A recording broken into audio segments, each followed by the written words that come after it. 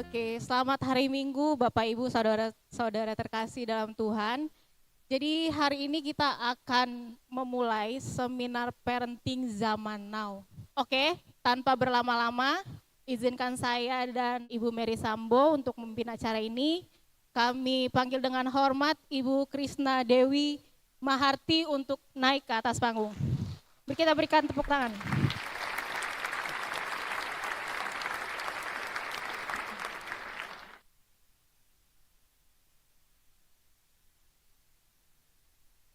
Tanpa berlama-lama, Bu Mary akan membacakan secara singkat untuk CV dari Ibu Krisna dan nanti akan dilanjutkan perkenalan secara singkat oleh Ibu Krisna secara langsung.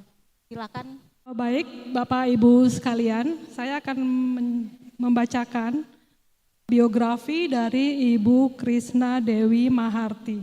Ibu dipanggil Ibu Krisna atau Ibu Dewi? Dua-duanya. Baik.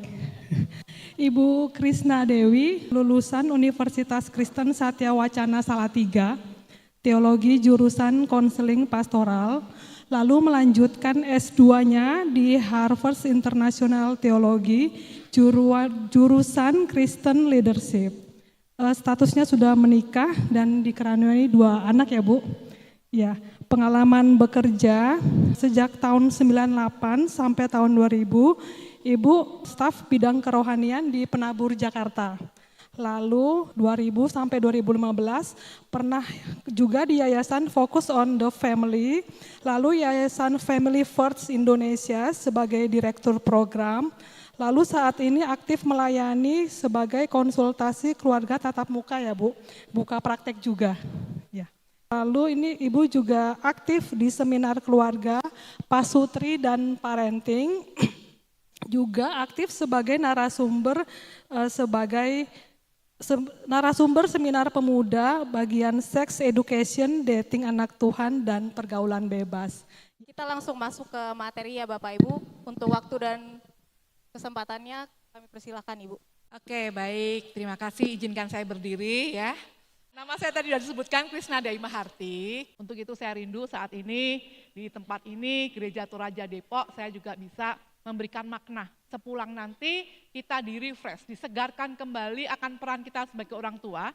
Tetapi juga banyak anak-anak pemuda boleh nanti bicara karena zamannya zaman now. Ya, anak-anak muda boleh ngomong, kadang-kala beda pendapat dengan orang tua, beda persepsi, harusnya bagaimana kita jadi solusinya, karena saya 20 tahun lebih sebagai seorang konselor keluarga. 20 tahun lebih seorang konselor keluarga buka praktek di rumah, biasanya untuk pasutri dan juga untuk parenting. Baik, temanya bagus banget yang diberikan pada saya, yang dipilih oleh panitia LPWG, ya, LPG Pengembalaan, anak zaman now. Tentu sangat berbeda dengan zaman kita, zaman old, zaman dulu. Dan perbedaan zaman itu ada sekitar 20 tahun. Makanya ada zaman kita di masa baby boomer. Ada generasi X, ada generasi Y, ada generasi apalagi Z, ada generasi Alpha. Saya ini ya ketika lahir sekitar tahun gitu ya, 68, 65 sampai 75-an gitu, berarti kita ada di X saya itu. Anak saya di Z, generasi Z. Lahir di ya tahun 95-an sampai 2005-an gitu ya, itu ada di generasi Z. Anak saya di ranah itu. Bapak Ibu berpikir sendiri ya, kalau saya ada di zaman apa. Makanya tadi Bapak majelis mengatakan kita ini beda. Zamannya udah beda. Makanya kalau mendidik jangan ngomong dulu. Ya. Dulu mama aja kalau ke sekolah itu nggak pakai sepatu. Kok kamu minta gonta-ganti sepatu? Jawaban anak sekarang apa? Salah sendiri nggak pakai sepatu. Zaman anak jawabannya begitu. Dulu mama aja makan ikan atau ayam aja cuman kalau nggak kepala leher. Pilih salah satu. Lah kamu minta dada, habis ini paha ayam goreng. Ya toh anak-anak udah ketawa tuh. Dulu mama cuman leher. Siapa suruh lahir zaman dulu? Salah sendiri lahir zaman dulu. Dengan jawaban seperti itu, makanya parenting zaman now itu adalah seorang orang tua parenting yang luwes, yang negosiable, yang nggak kaku. Kalau Anda sebagai orang tua nggak mau kehilangan anak-anak Anda, jadilah orang tua atau parents yang hatinya luwes. Nggak boleh ngomong pokoknya. Lah, ada ini. Kalau pokoknya, dah itu anak-anak apaan sih pokoknya. Anak zaman now begitu, bisa lari dari Anda. Betul satu rumah, coba hatinya, keintimannya itu melekat apa tidak. Kalau melihat seperti itu, saya dulu juga ngomong, ngapain nari gitu ya. Ekstrakurikuler di universitas itu banyak, kan ya fakultas hukum, bisa debat hukum, bisa bahasa Inggris, paduan suara, kok milih seni tradisional. Tapi Pak Ibu ketika kami sepakat dengan suami, nggak apa-apa dia milih tradisional, ada nari, ada kendang, ada ketipung. Disitulah dia dipakai Tuhan untuk dikirim ke Eropa. Di Athena, Yunani, dia ketua lingkungan seni tradisional. Kalau saya nggak lentur, kemudian akan ngomong, pokoknya nggak mau lihat kamu nari, kamu laki-laki, mau di mana kita? Orang pikirannya apa? Laki-laki kok nari, dikira melambai. Misal saya begitu, tujuan Tuhan untuk membuat anak saya next berikutnya, untuk dia sampai di Yunani lulus kuliah dengan baik, IP di atas 3, tepat waktu, ini tidak akan pernah kesampaian misi Tuhan atas diri anak saya ketika saya memenggal, nggak boleh menari. Mama nggak suka lihat laki-laki menari, tapi suami saya mengatakan, anak itu ketika ada tim menari gamelan, dia kan bekerja dalam satu tim. Dia ada tanggung jawab yang baik. Dia nggak egois, izinkan saja. Kita doain. Di gereja, dia sebagai ketua pemuda di gereja, organis hari ini juga ngiringi nanti ibadah jam 5, karena dia bisa organis, bisa menari, bisa kendang, bisa ketipung, itulah yang dipilih oleh Kementerian Mendikbud mewakili Indonesia dalam misi Ajang Internasional Budaya Indonesia. Kalau saya hanya mengizinkan dia piano saja, banyak saingannya yang lebih bagus. Untung mama itu mengizinkan, dia selalu mengatakan untung. Makanya sebetulnya kalau kita juga mendisiplin anak kita dari kecil nih Bapak Ibu yang masih punya anak-anak kecil, jangan sampai hanya pandai secara kognitif. Mau kita apakan anak kita ini? Anak itu dari Tuhan pasti baik. Kalau yang kemudian perjalanannya remaja, pemuda menjadi tidak baik, jangan-jangan ada andil kita sebagai orang tua yang salah dalam mengasuh, membimbing anak-anak kita. Makanya perlunya secara intens komunikasi terus-menerus. Dan yang pasti komunikasi dengan yang menciptakan anak kita. Supaya kita enggak kaku, supaya kita mengerti. Nah, anak-anak juga pasti dong, firman Tuhan jelas, hormatilah orang tuamu, ayah dan ibumu, supaya lanjut umurmu. Sampai di mana Bu saya harus menghormati? Kadang-kadang begitu. Apakah saya pernah berurai air mata? Pernah. Menangis dengan anak-anak, ya, dengan anak perempuan, bertiga dengan laki-laki juga dengan anak kami, berempat dengan bapaknya. Karena orang tua itu memang disayat, siap harus terluka. Anak zaman now apalagi kalau misalnya diskusi nggak lancar, komunikasi nggak lancar, mamanya sendiri kan kayak gitu kan, gitu. Saya misalnya belajar dulu waktu SD, ayo Dek belajar, mama di samping kamu nemenin, nggak usah sok-sokan deh mah, mama nggak bisa bahasa Mandarin kan mah, udah nggak usah di sini, sok gaya-gayaan aja nemenin. Kalau saya habis emosi, ini bocah ya, nggak tahu diri ya. Tapi ini anak zaman now, bukan nggak punya sopan, tapi dia ngerti mama itu nggak bisa, nggak usah repot-repot. Ya, mama mau sibuk apapun silahkan, nggak apa-apa kok aku sendiri. Bahasa, oh ya udah tak tinggal ya, Pak bisa mengerjakan yang lain. Kadang-kadang juga saya sedih ketika misalnya saya sibuk seperti ini, Sabtu sibuk, mama tinggal dulu ya Dek. Bukannya tiap hari udah ditinggal melulu. Bukannya udah sering ditinggal mah, ngapain? Ya pamit. Saya harus sujud, saya duduk, lihat mama. Semalam bubuk sama siapa? Mama. Kemarin sekolah diantar siapa? Mama.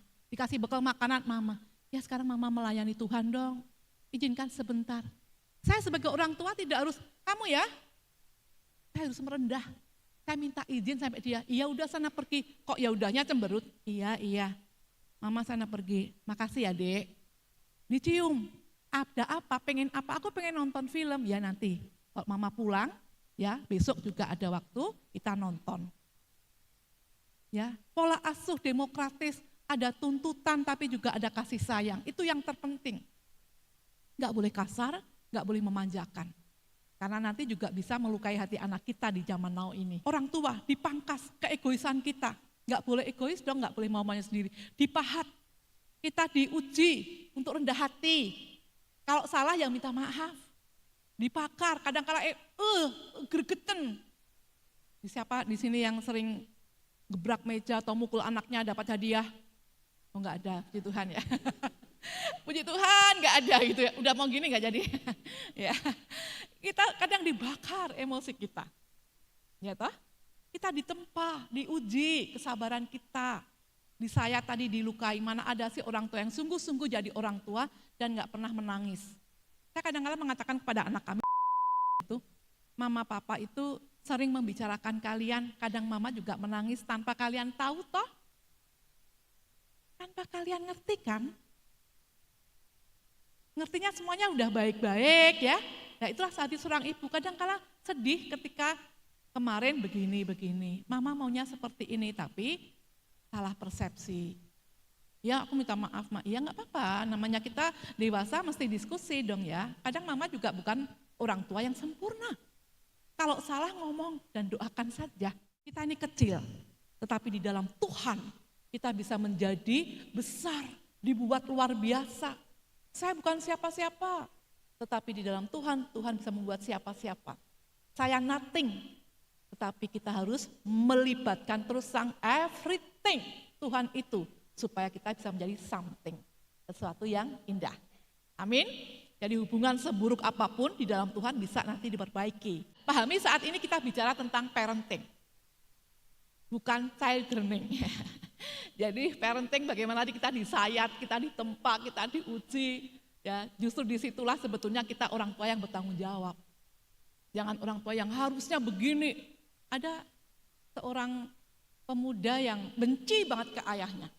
Kayak ayahnya selalu mengambil kesimpulan ketika dia konseling, mengambil kesimpulan bagaimana. Ini ya Tante Krisna, kalau saya tidur, papa saya buka kamar saya, dia akan mengatakan, dari tadi kerjaanmu tidur melulu. Kapan belajarnya? Mau jadi apa kamu? Mimpin diri sendiri aja kakak bisa.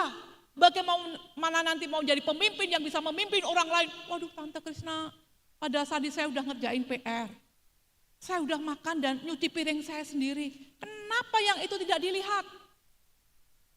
Kenapa yang dilihat ketika saya tidur? Ketika saya mungkin bermain HP, dia akan mengatakan, dari tadi main HP melulu. Kapan belajarnya? Nah ini orang tua hati-hati.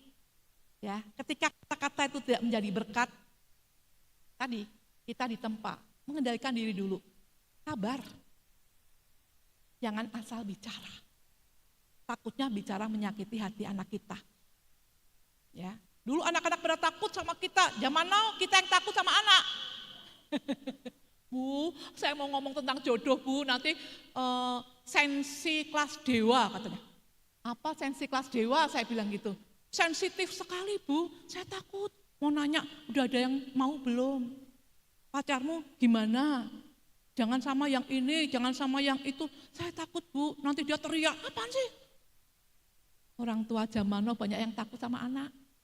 Ya, kalau dulu kita dilihat gitu aja dah, diem. Kita cuma dilihat bapak kita aja, dari mana kamu? Udah depan, udah takut. Padahal cuma terlambat sekian menit. Anak sekarang pulang jam 11 ya biasa aja. 11 malam, 10 malam, sementara kita nggak bisa tidur, dia di WA nggak dibalas, di telepon kakak diangkat, angkat. Nggak ngerti, perasaan kita takut, pengen berdoa, tapi ini anak nggak jawab-jawab. Anak zaman now, yang identik dengan digital. Yang pinter kayak generasi strawberry, ya toh? Strawberry itu kan merekah, menyala, menarik. Anak-anak zaman sekarang itu menarik sekali. Pinter apa-apa, wah dengan segala kemajuan teknologi. Tapi dalamnya rapuh. Makanya pentingnya di era sekarang ini, era zaman now, kehidupan iman itu harus continue diajarkan. Kalau tidak, rapuh anak kita. Maaf ya banyak yang Kemarin beberapa kasus Udayana, Pahwa, kalau dengar ya. Sedih, meninggal. Dengan, walaupun itu masih dalam penyelidikan macam-macam, tapi kasusnya dengan jatuh dari lantai sekian-sekian. Ya. Itu menunjukkan kerapuhan, rapuh mentalnya.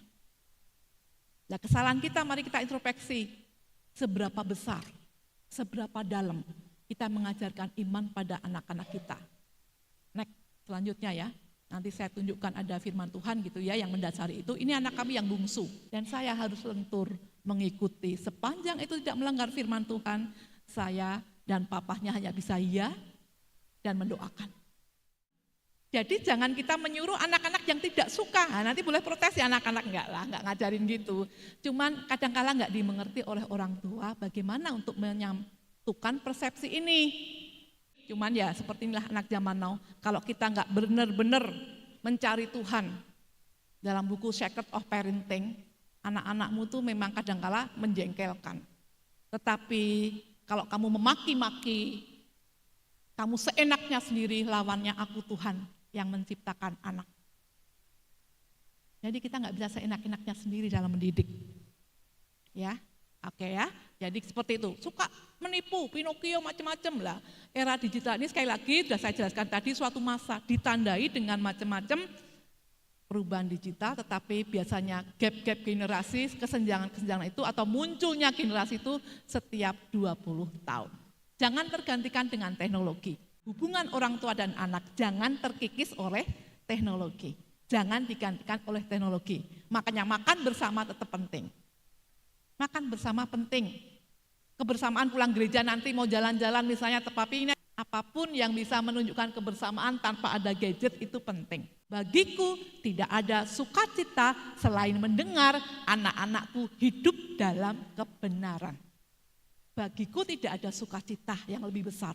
Anda punya mobil semewah apapun, rumah usaha yang sehebat apapun, tapi kalau anak kita narkoba, seks bebas, pornografi, arogan, ugal-ugalan, sukacita kita nggak penuh. Ada kekosongan dalam diri kita, ada kesedihan.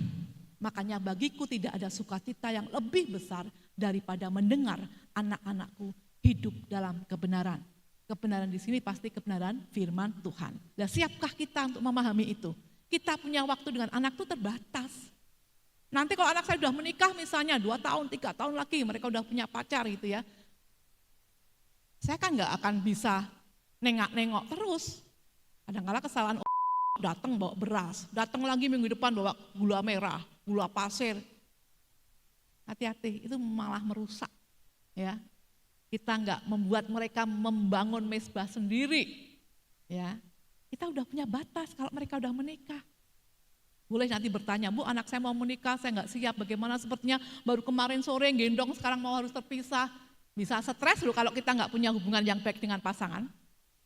Kalau Anda tidak membangun keintiman dengan pasangan Anda ditinggal anak Anda, menikah dan tidak bisa lagi banyak campur tangan, Anda bisa uring-uringan. Makanya pentingnya membangun keintiman secara hati pada pasangan. Dan itu bisa terwujud ketika kita membangun keintiman secara spiritual dengan Tuhan. 1, 2 lagi, pakai seni makanya. Ketika mendidik dalam era zaman now ini, S itu senyum. Dari tadi saya sudah senyum loh Bapak Ibu. Ya toh, tapi kan enggak senyum sendirian. Senyumnya saya mengajak Bapak Ibu semua dan Bapak Ibu meresponi dengan baik. Lah ini kalau di rumah itu akan hangat. Banyak keluarga yang udah kedinginan, pulang-pulang tapi enggak ngobrol. Membeku, masuk kamar gitu ya. Anak juga begitu, pulang langsung masuk kamar. Nanti ini kalau anak kita di rumah, kita pulang dari sini. Kalau anak yang sayang, yang cinta, yang dekat, langsung bukain pintu. Papa udah pulang, mama udah pulang. Tapi anak zaman now kalau nggak suka, kenapa sih udah pulang? Nggak nginep aja. Kok udah pulang? Nggak suka. Mari kita introspeksi dalam diri kita. Ada apa nih yang salah? Apakah zamannya teknologinya disalahin? Ya nggak bisa. Ya toh, kita, hati kita yang yuk kita introspeksi. Senyum, empati, seandainya saya itu anak saya. Ya, berempati supaya bisa nyambung, dimengerti, saling paham. Anak juga begitu, seandainya saya itu orang tua yang kadang-kala mengkhawatirkan anak, kadang-kala merindukan kita komunikasi, Mbok ya cerita tentang studinya, pekerjaannya, siapa yang naksir, siapa yang mau ditaksir. Mbok ngomong, mama papamu juga capek nanyain terus, jawabannya dan enggak, belum. Atau kalau kita jalan, udah sampai mana Pak? Macet ya, hati-hati, ok, cuman ok gitu doang. Oke ya, berat kayaknya, ok. Sangking, lah ini zaman no kayak gitu, anak-anak kalau ditanya juga cuman ya, belum. Udah punya pacar belum? Belum. Maunya itu, aduh ya susah lama cari zaman sekarang, aku pengennya si dia sama si dia udah punya, aku pengennya yang gini-gini loh, yang sudah tapi mana ada, ya Mbok ngomong gitu loh. Tapi anak zaman now bisa seperti itu? Jarang kan? Kalau Anda nggak pandai mengambil hati, bergurau, sulit. Ya toh? Harus kita akui itu, agak negotiable, lentur, jadi orang tua jangan kaku, luwes. Ya, Mama aku mau ini ulang tahun, 17 tahun anak kita misalnya. Tapi sampai malam belum mah. Aku nanti jalan sama ini. Gimana? Kalau mama ngelarang pasti kamu marah. Ya iyalah. Anak zaman now. Ngomong gitu, enteng aja. Ya iyalah, pastilah aku marah kalau dilarang. Nah maunya apa? Ya aku diizinkan, tapi nggak boleh sampai jam 11-12. Boleh diizinkan, silakan pergi jam 6, pulang jam 9 atau jam 10. Ini nanti apa kata teman-teman, anak mami anak. Ya nanti tanya papa deh. Nah, nanti kita rembukan, ini anak nggak boleh malam-malam. Kita izinkan tapi kita juga tarik ulur. Boleh deh, nanti papa jemput jam 10-an. Ruangannya mana, alamatnya mana, silakan pergi sama teman-teman, nanti jam 10 papa akan WA sudah ada di bawah. Yaudah. Pasti gitu. Tapi kan kita nggak melarang. Ya tarik ulur ini penting. Ya. Biar anak juga menghormati, kita kadang-kala khawatir, mama itu khawatir kalau gini-gini, nek mbak mengizinkan kamu pasti juga enggak mau, ini komunikasi daging, ya. Kemudian pastinya pakai iman. Terima kasih untuk penyampaian dari Ibu Krisna. Langsung saja kita ada 3 pertanyaan pertama ya Bu ya. Pastinya kita orang tua itu juga harus paham karakter anak kita. Ketika mau nyambung prakteknya, pahami karakter anak kita itu kayak apa. Ya, yang paham kan Bapak Ibu. Ya. Nah, ketika memahami, oh anak saya itu harus saya lembutin. Ngomongnya dengan lembut, nada yang datar. Yang tidak ngegas tadi loh. Tadi kan banyak yang ngegas tadi katanya. Anak sekarang. Nah, kalau memang yang dia itu harus didorong-dorong, ingetin terus, dilatih, diingetin. Mas, jam 6 ya, kurang 10 menit lagi. Kurang 5 menit ayo. Karena dia mungkin orangnya suka yang ngepas dan bisa terlambat, lah harus menghadapinya berbeda. Kira-kira begitu prakteknya ya.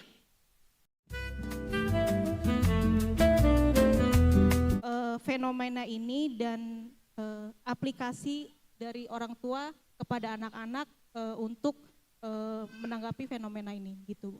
Ada istilah juga pubbing. Pubbing itu kita masuk ke rumah aja kalau anak sudah pegang handphone terus nggak lihat kita, nggak nyapa kita, ya itu juga bahaya. Jadi sebetulnya kan komunikasi harus intens gitu ya, itu tuh kuncinya.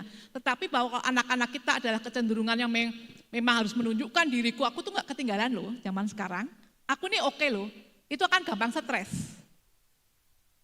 Anak model kayak gini perfeksionis, dia akan gampang stres. Ya nanti akan melakukan apa saja supaya orang lihat aku. Nah ini kalau memang tidak diimbangi dengan, kadang-kadang saya dengan anak saya yang kedua Dek, Mbak ya aja sekali-kali nilainya jelek nggak apa-apa. Sampai saya itu ngomong gitu loh, soalnya dia kalau belajar suruh saya tuh bacain berulang-ulang, kemudian kalau saya lewatin, karena saya tahu dia udah bisa. Ada halaman sebelumnya sebelumnya belum dibaca. Sampai segitunya, ya. Saya kadang ngajari anak saya untuk santai. Tapi kalau anaknya memang perfeksionis, susah gitu ya. Semua orang harus melihat aku tuh bisa. Jangan sampai lihat orang aku tuh ketinggalan zaman atau apa yang kemudian menganggap kuno atau enggak oke gitu ya. Sekali lagi sebetulnya itu bagus satu sisi karena dia perfeksionis, akan menghasilkan sesuatu yang oke. Tetapi kalau kemudian yang dicari itu pengakuan ya, untuk mendapat pengakuan gitu, Itu yang membuat dia nanti gampang rapuh.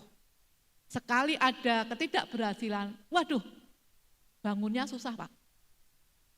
Sakitnya itu double gitu loh, kalau anak-anak model yang seperti ini. Kalau berusaha apapun juga, semua orang biar lihat. Lah bagaimana prakteknya? Bahasa cinta, itu penting sekali untuk membuat anak nyaman. Ada waktu kebersamaan, ngobrol-ngobrol. Ada juga tindakan melayani, yuk kita mau apa, pengen apa, kamu capek sepertinya, gitu ya. Apa mau papa pijit, Pak bikinin apa yang kesukaan dia, itu kita berikan. Kata-kata pujian, papa itu bersyukur punya anak kamu, Neng ya jangan capek-capek, Neng yang jangan lupa dengan kita orang tua. Ya, papa bangga bersyukur, tapi kamu mesti begini-begini. Jadi ambil positifnya dulu juga dalam komunikasi, yang membuat dia merasa terpuji, baru nasihat kita masuk. Seperti itu. Ya, itu supaya kita tidak sampai kehilangan ikatan hati yang kemudian anak bisa mencari-cari di luar tanpa mungkin peduli dengan kita. Yang penting pokoknya aku ini orangnya seperti ini ya, nggak ketinggalan lah gitulah. Sekarang kalau kita ketinggalan Alkitab ke gereja nyantai, tapi kalau kehilangan handphone ketinggalan, pulang pokoknya puter balik gitu ya. Nah ini anak-anak sekarang kan seperti itu, ya nggak bisa untuk tidak ikutin update, ya toh. Makanya ibu-ibu juga kalau dibilang, oh cantik ya, tambah langsing, glowing, seneng di like gitu. Lihat terus update-nya, statusnya, lihat update-nya dari Instagramnya, cuman dibilang langsing, glowing gitu, senengnya ya. Ibu-ibu zaman now nggak bisa lepas juga kan dari gadget, anak-anak zaman now juga gitu. Nah sebetulnya kan nggak salah gadgetnya. Kalau dalam teori yang pernah saya baca dan dengar juga, boleh tetapi setelah 20 menit itu buat jalan-jalan, minum, gerak badan atau apa, ya setelah 20 menit, setelah 1 jam 20 menit seperti itu maksudnya. Setelah 2 jam meeting, tarik napas ke belakang, kamar mandi atau kita, karena itu membuat kita matanya juga lebih sehat, jiwanya juga lebih sehat. Kalau tidak nanti akan adiksi itu kecanduan, itu yang jangan sampai teknologi menggantikan hubungan kita dengan keluarga. Mungkin kira-kira begitu. Kita memperkenalkan nggak salah sih, tapi kalau anak enggak ini ya jangan, itu yang pertama. Ya, yang kedua kemudian kalau kita tahu potensi anak itu, anak nggak mau. Anak saya kan tadi juga berpotensi IPA, IPS, macam-macam tuh potensi. Tapi yang senangnya dia mana? Coba ditanya, mama nggak mau, kamu nggak milih. Oke, kamu mama arahin ini nggak mau, ini nggak mau. Kamu apa milihnya? Jangan sampai nggak milih. Hidup jangan memenuhi dunia ini aja. Kamu bisa melayani di gereja apa? Anak saya yang kecil kan, aku nggak kayak suka tampil, main musik. Pelayanan nggak harus tampil. Di belakang layar juga ada tuh multimedia. Kamu mau multimedia? Ya paling itu, oke, tak kenalin dengan tim multimedianya. Dia sekarang tim multimedia. Ngisi lagu-lagu di belakang untuk share screen macam-macam. Karena saya mengatakan saya orang tua nggak mau, kamu cuma memenuhi dunia ini tanpa melayani. Jadi biarkan dia pilih Bu. Tahu kita bahwa dia bisa, ini potensi bisa loh kamu ini. Tetapi apakah dia bahagia dengan situ? Belum tentu. Ya, kalau passion itu pasti bahagia, senang dia menikmati. Tapi kalau cuma sekedar bisa, bakat, hati-hati, belum tentu dia bahagia. Dia berbakat, tapi nggak menikmati, jangan paksain. Ya. Jadi dorong apa menjadi pilihan dia, katakan bahwa harus memilih, tidak boleh tidak memilih. Itu tanggung jawab kita untuk ngarahin anak jadi berkat. Olahraga atau musik atau ini atau ini. Kamu semua nggak mau, pilihan kamu apa? Oke, itu pilihan kamu, mama doakan, mama dukung, gitu aja. Biar dia bertanggung jawab dengan pilihannya. Anak jangan di bawah ketiak kamu. Biarkan dengan pilihan dia. Nanti ada apa-apa kamu disalahin. Mama kan yang nyuruh aku ke sini. Dulu mama larang aku kan. Matanglah kita. Ya toh? Jadi biarkan pilihan anak. Kamu milih apa? Mama akan dukung, mama akan doakan. Ada kecerdasan Bapak Ibu semuanya, multiple intelligence itu enggak cuma secara logika, enggak bahasa, enggak cuma geraknya, secara olahraga gitu ya, itu kecerdasan juga. Ibu itu, anak ibu termasuk kecerdasan secara kan ada yang namanya interpersonal. Berarti dia memahami dirinya sendiri itu pinter. Aku bisa ini, aku nggak mau ini karena aku nggak bisa, aku mau ini aja milihnya. Ketika ditawari kepanitiaan atau apa ya, dia ngerti. Lah, ibu itu anaknya kecerdasannya ekstra, ya, maksudnya intrapersonal. Dia membiarkan, mengizinkan sampai dia sendiri mengalah, ya, sampai dia sendiri kadang pengen nangis, ya, sampai dia sendiri mungkin mau ambil bagian itu pekerjaan orang lain. Ketika dia mau dibully, mau diejek, ya wis enggak apa-apa, ya wis lah gitu ya. Itu sebetulnya bagian dari kecerdasan hati anak ibu secara ekstrapersonal. Karena interpersonal tadi memahami diri sendiri, ini memahami orang lain. Yang kadang-kala harus mengorbankan dirinya.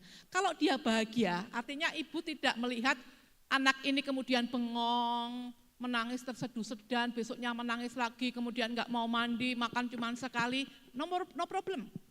Karena itu natur itu dorongan alamiah anak ibu itu ya kayak gitu.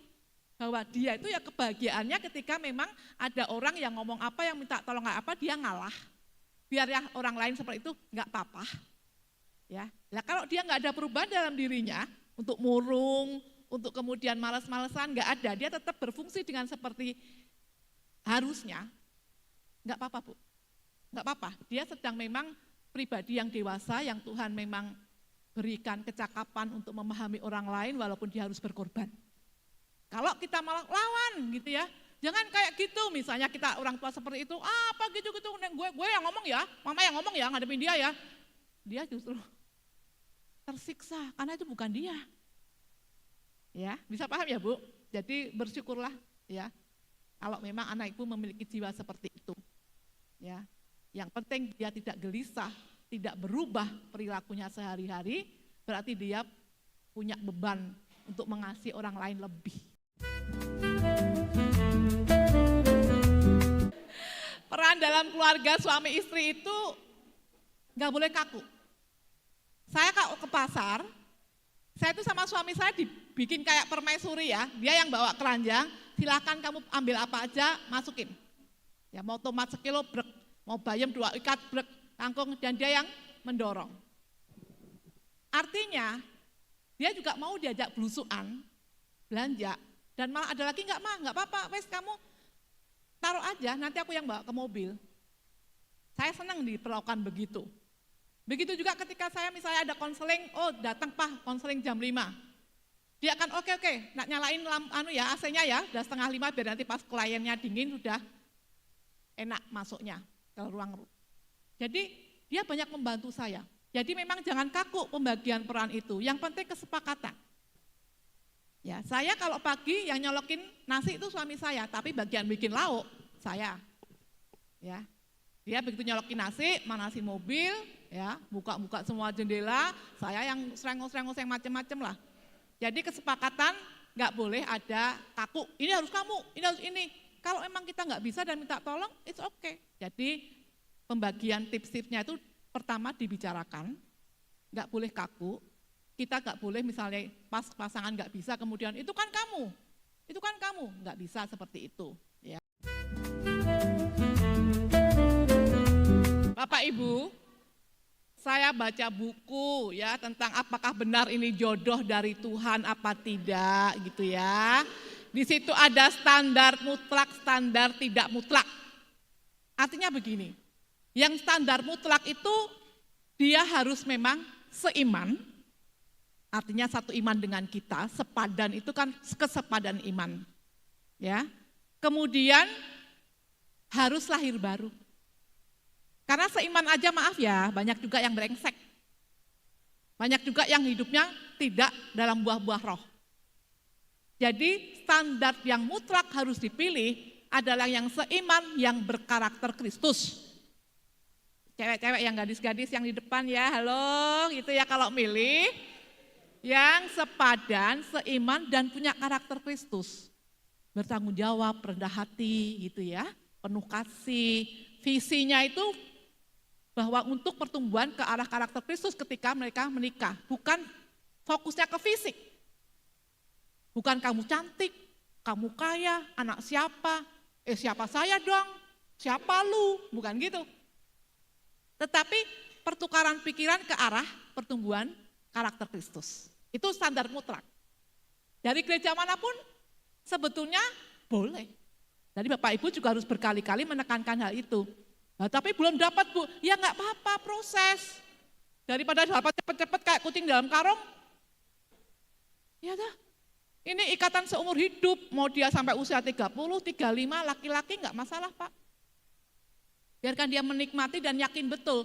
Dalam buku James Dobson gitu ya, temukan pasangan hidup Anda, dia seorang pendiri Focus on the Family Amerika, psikolog sekaligus teolog, mengatakan, menikahlah dengan orang yang benar-benar kamu nggak bisa hidup tanpa dia.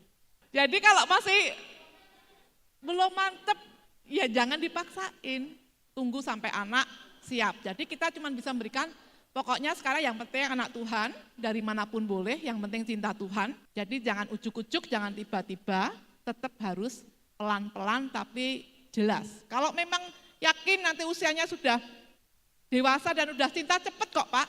Kadang-kadang setahun juga langsung bisa karena sudah nggak bisa terpisahkan. Ya, sudah cinta benar, dua-duanya udah klik, pokoknya kita berubah, anak nyaman. Nah itu kan kunci berkat itu di situ. Ketika anak sudah rukun dengan kita, nyaman dengan kita nggak pasang-pasang target-target yang muluk-muluk. Sekarang kami Bapak, Mama cuman sudah yang penting kamu dapat yang cinta Tuhan. Itu aja sebetulnya. Ya, pilihan kamu yang membuat kamu bahagia. Oke, ini sangat betul sekali ya. Kalau mau jadi orang tua, harus bereskan dengan masa lalu, artinya kalau kita dididik oleh orang tua yang otoriter, dan Anda benci ke bapak Anda yang otoriter misalnya, Anda harus memaafkan dulu. Kalau tidak nanti Anda pola asuh bapak Anda yang suka nempeleng misalnya, itu akan Anda pakai. Atau misalnya Anda punya ayah yang tidak menghormati istri, dan Anda membenci banget bapak Anda, kebencian itu belum beres, Anda akan bisa membenci istri Anda, dan memaki-maki istri Anda, menjelek-jelekan di depan anak-anak. Jadi harus beres dulu, iya. Saya 100% mengatakan iya. Banyak pasangan pernikahan saat ini bermasalah karena belum memaafkan masa lalu. Kemarin dalam seminar di gereja Jakarta Barat juga mengatakan, Bu, bagaimana kalau belum beres sementara orang yang sudah membuat kita terluka itu sudah meninggal. Saya tanya, kuburannya jauh apa dekat? Karena kalau dalam psikologi ada bicara secara imajiner. Ya, ngomong datang ke kuburan sambil nyekar, Pak, aku tuh sebetulnya banyak luka dengan didikan Bapak di masa lalu. Bapak pernah memukul aku, Bapak pernah menendang aku, bahkan Bapak pernah mengunci aku di kamar mandi. Omongin semua child ya,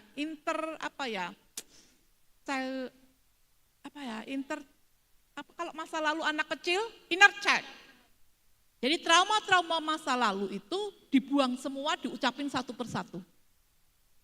Dulu Bapak pernah ini, Bapak pernah ini, Bapak pernah ini. Tapi saat ini aku mengambil keputusan untuk mengampuni.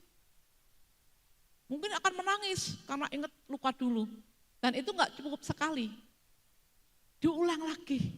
Sampai air mata yang pertama banyak itu menjadi berkurang, karena luka hati itu sembuh, cirinya adalah ketika dia menceritakan sudah tidak menangis lagi. Luka hati masa lalu dari kecil itu sembuh, kalau kita menceritakannya sudah enggak menangis. Banyak dalam seminar ketika menceritakan masih menangis. Dia masih luka. Ya. Tuhan mengatakan sebisa-bisanya kamu berdamai dengan semua orang. Artinya kalau saat ini belum bisa, Tuhan juga paham kok. Tapi mau sampai kapan? Kalau ternyata kuburannya di Medan atau di Toraja kan jauh, butuh biaya. Sementara saya mau sembuh, ambil fotonya. Foto bapak kita atau ibu kita yang melukai kita. Bu, aku bersyukur menjadi anakmu tapi aku banyak luka. Ibu pernah ngomongin aku gendut, bodoh, gak suka, gak diinginkan, kelahiran, kehamilannya, apapun yang pernah Anda dengar dan diperlakukan gak sakit, Anda harus ngomongin semua itu. Itu namanya sampah-sampah. Sampah-sampah yang di benak memori kita tertimbun puluhan tahun. Anda yang sekarang itu bukan Anda yang sekarang ini loh, tapi Anda yang 30, 40, 50 tahun sekian dulu. Yang dibentuk oleh orang tua yang mungkin tidak sempurna. Mengakibatkan, tadi Bapak misalnya, saya itu orangnya keras Bu, dididik pasti keras. Enggak mungkin enggak. Saya memang anak-anak dekat dengan ibunya. Kalau ke saya minta duit misalnya gitu ya. Taunya emang yang berduit bapaknya gitu ya, ngomongnya ke dia. Tapi untuk hal-hal curhat dari hati ke ibunya. Karena saya keras. Saya yakin dia dididik dengan keras di masa dulu. Nah, kita kan nggak mau ini terjadi di anak kita. Mari kita minta maaf bahwa selama ini papa itu mendidik kamu salah. Ketika tadi ikut seminar ternyata papa banyak salah. Papa terlalu banyak tuntutan sehingga mungkin kamu ketakutan dalam memilih jodoh. Sehingga kamu ketakutan dalam memilih masa depan. Ketakutan dalam memilih jurusan. Karena harus ini itu. Papa salah. Papa minta maaf. Ya hanya dengan cara itu bisa kemudian anak itu tidak akan mengulangi pola asuh kita. Kalau kita nggak minta maaf, anak itu masih mendendam, dia nikah, dia akan pakai pola bapak. Jadi lebih baik kita bereskan dulu, artinya ya pas waktu enak, nanti ngobrol-ngobrol santai, makan bareng di luar rumah gitu ya, pas sama semua ketawa-ketawa, ternyata papa itu banyak salahnya yang mendidik kamu. Selama ini papa itu kaku, ini itu, coba yang dulu memang menjadi sesuatu yang keras untuk diikutin pokoknya tadi kita ambil satu persatu. Supaya nanti ketika anak kita menikah, dia tidak mengikuti pola asuh kita yang keras. Ya itu namanya pemberesan. Ya, pemberesan ya di dalam kekristenan itu ya kita putus dalam nama Tuhan Yesus, saya tidak mau lagi dibesarkan oleh orang tua yang seperti dulu. Saya nggak mau punya cucu yang menderita seperti saya dulu. Saya punya banyak klien yang kalau dulu ya baru pulang sekolah sudah dipukulin, suruh cari kayu kering macam-macam. Sekarang ke anaknya juga pada dia hajar habis itu menyesal, menangis. Tapi nggak bisa tangan ini tidak menghajar. Luka itu belum sembuh. Ketika suruh menceritakan luka itu, dia pernah ke alas seperti ini, pernah belum makan, belum ini, ditendang hujan-hujan, disuruh keluar rumah. Nggak makan seharian, dia nangis berurai. Tapi disitulah awal kesembuhan. Disitulah awal kesembuhan. Ketika sampah-sampah yang puluhan tahun itu dipendam dan bisa diungkapkan, sekali, 2 kali, 3 kali sembuh. Itu ya Bapak Ibu, jadi ini belum beres, harus dibereskan. Saya nggak boleh mengatakan anak saya laki-laki itu mirip saya loh. Dia percaya diri banget, tapi yang kecil ini peragu, nggak boleh, dia akan bisa simpen bertahun-tahun. Jadi jangan ada favoritisme di dalam keluarga. Jangan ada favoritisme. Mbok kamu kayak adikmu, ranking 1 terus. Mbok kamu kayak adikmu loh, membanggakan. Ketika anak saya ngomong, mama nanti adik pasti ranking 1 terus, pasti ranking lagi. Saya rangkul anak saya laki-laki. Adik nggak bisa musik, nggak bisa futsal. Kamu bisa musik, bisa futsal. Adik bisa apa coba? Temen kamu banyak banget di mall pasti ada yang halo kok, padahal orang Jawa. Banyak banget yang pastinya apa? Dia orangnya populer, sementara temennya cuma karena dia kutu buku. Kamu punya kecerdasan yang lain dari kamu tuh kayak mama, matematika nilainya selalu 3 dan 4. Iya mah, bener. Mama kayak aku. Ya. Tapi ngomongnya harus 4 mata, jangan ada ya. Jadi ketika ada pembandingan, jangan di depan anak. Kita akan kompori yang bagus nanti, kamu naik kuliah, pilih kuliah yang enggak ada matematikanya. Yang hafalan, kamu kuat di sejarah. Kemarin juara tahu lomba, hebat. Ekonomi, sosiologi, PPKN, agama. Kalau dites psikotes dia selalu cocok jadi pendeta. Anak saya laki-laki itu 2 kali psikotes karir dia selalu, psikolognya mengatakan, Bu anak ibu ini layak jadi pendeta. Padahal psikolognya nggak ngerti, saya itu MTH. Jadi memang darah saya itu nurun banyak ngalir di ya, tetapi dia milihnya fakultas hukum kayak bapaknya, nggak berani hukum Taurat kayak mamahnya. Mungkin lihat mamanya pusing jurusan hukum Taurat kemana-mana terus gitu ya. Jadi dia hukum duniawi gitu ya. Jadi kalau tadi pertanyaannya adalah apa tadi? Beda-bedain, jangan dibeda-bedain. Karena banyak juga kasus yang saya tangani, saya pengen pukul adik saya. Mama selalu bela-belain adik saya. Apa-apa kalau belajar dia dahulu, saya enggak ditemenin. Saya pengen bunuh kakak saya. Papa saya selalu mengatakan, kayak kakak kamu itu loh, mbok kayak kakak kamu itu loh. Saya kan beda, saya pengen bunuh dia suatu saat. Hanya karena perbedaan-perbedaan yang selalu dibeda-bedakan oleh orang tua. Hati-hati Bapak Ibu, stop untuk membedakan anak satu dan keduanya. Yang terbaik harus diakui, dipuji kelebihan masing-masing. Itu dalam mendidik anak. Puji, jangan terpuruk pada kekurangannya, tapi kamu tuh hebat ya bisa ini, kamu juga hebat ya bisa ini. Kamu anak-anak yang hebat yang Tuhan kirimkan ke mama dan papa. Menghormati orang tua itu seumur hidup kita. Itu juga kata firman, supaya lanjut umur hidup kita. Tapi menghormati orang tua itu bukan berarti selalu mengikuti kata orang tua. Beda loh, mengikuti dan menghormati. Menghormati, oh iya sampai kapanpun saya akan hormat. Melayani, mengasihi, mendoakan. Tapi ketika misalnya Anda udah menikah, ini yang mau menikah nih, dipilihin jodoh oleh orang tuanya dan Anda nggak cinta. Anda punya jodoh sendiri yang menurut Anda saya bisa lebih bertanggungjawabkan di hadapan Tuhan dengan ini. Jangan ngikutin jodoh orang tua. Ketika Anda sudah menikah baru saja mungkin pindah 3 bulan, 4 bulan, kemudian mama Anda mengatakan, "Bok ke rumah toh, mama kangen.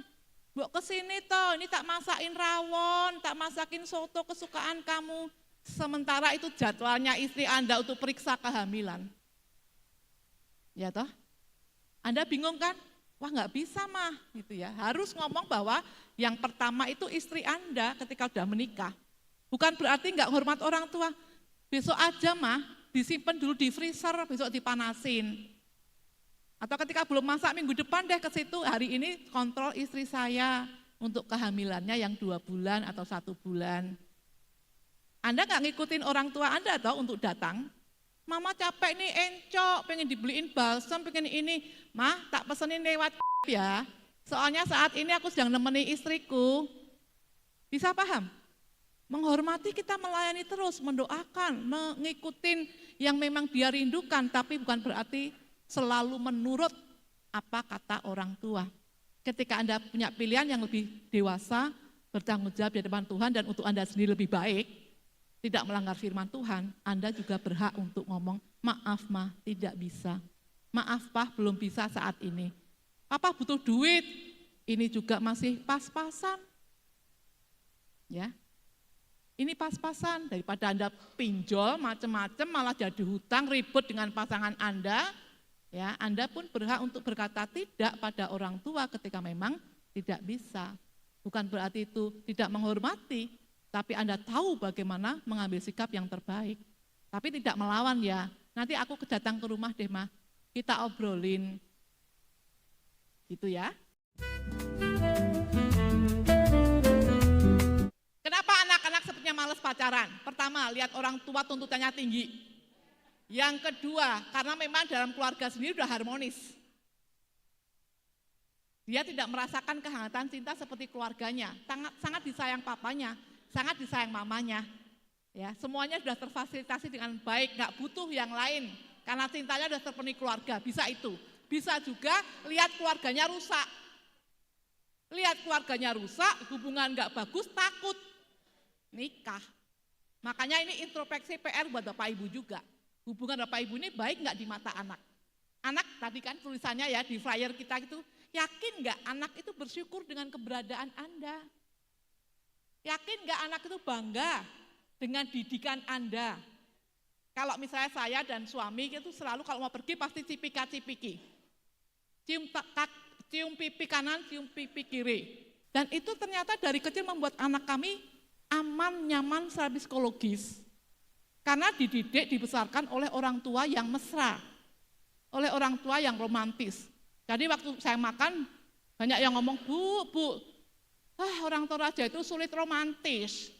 Saya jarang dicium, garing, Wah, nanti untuk seminar tahun depan Bu, saya bilang. Seminar tahun depan Pak Sutri gitu ya. Bisa nanti saling berhadapan-hadapan, pegangan tangan, ya rekomitmen lagi, suka duka terima kasih menjadi suamiku yang baik, itu yang baik. Ini saya mau jawab begini, kalau Anda keluarga harmonis, anak juga malas cari orang-orang di luar yang kurang mencintai, tidak romantis. Tapi nek keluarga Anda rusak, hubungan suami istri, anak juga malas menikah. Nah ini yang mana nih keluarga Anda ini yang membuat Anda, anak Anda kok kayaknya males ya pacaran? Tuntutan terlalu tinggi, orang tuanya ribut melulu, atau memang sangat terpenuhi cinta kasihnya sejak kecil, sehingga nggak mudah haus untuk mencari cinta kasih di luar. Ya toh, bisa jadi seperti itu. Kalau memang Anda bagus cinta kasihnya, Anda bisa menceritakan cinta kasih Anda di waktu pacaran dulu. Sehingga anak tertarik, oh mama papa dulu pacarnya kayak gini, kok aku juga pengen ya. Misalnya suami saya itu dulu cuman pakai sepeda ketika mendekati saya, sepeda balap. Padahal yang deketin pakai mobil juga banyak. Saya cerita ke anak saya, kenapa mama pilih papa? Dia sederhana, tapi dia pinter, dia ketua senat fakultas hukum. Sederhana, kalau ada kepanitiaan orang pasti beliin topi, beliin jaket, bikin ini itu. Papa dikembaliin ke universitas. Saya lihat begitu kan berarti dia bertanggung jawab dengan keuangan. Terbukti sekarang ternyata kalau punya uang apapun dari kantor gitu ya, mama dikasih sepenuhnya. Dan mama bukan tipe orang yang hambur, makanya bisa beli rumah ini, bisa beli rumah ini, kalian nikah sudah ada semua rumah di ini. Kita sekarang yang dulu cuma mobil sepeda ontel balap, sekarang punya semua karena apa? Kita takut akan Tuhan, kita sehati. Ya. Nah, kalau anak kita mendengar kisah kita dulu yang lucu, yang romantis, yang kayaknya menyenangkan, ayo kamu kapan? Ya, kita bisa mendorong anak kita. Ya, kadang-kala kita nawari satu, ini, dua ini, boleh-boleh saja kalau memang anak kita belum. Tapi karena kita, itu mas selera mama. Enggak, ya, jangan dipaksakan. Ya, tapi kalau misalnya anak kita, oh iya ya, itu bagus. Sepertinya juga ada sinyal-sinyal ya, bagus, cepat itu nanti jadinya. Tapi jangan dipaksakan, sekali lagi 3 faktor itu. Anda terlalu tuntut yang tinggi, Anda keluarganya enggak harmonis, atau Anda memang sangat harmonis sehingga anak tidak haus perhatian dari pacar atau orang lain dalam waktu yang cepat.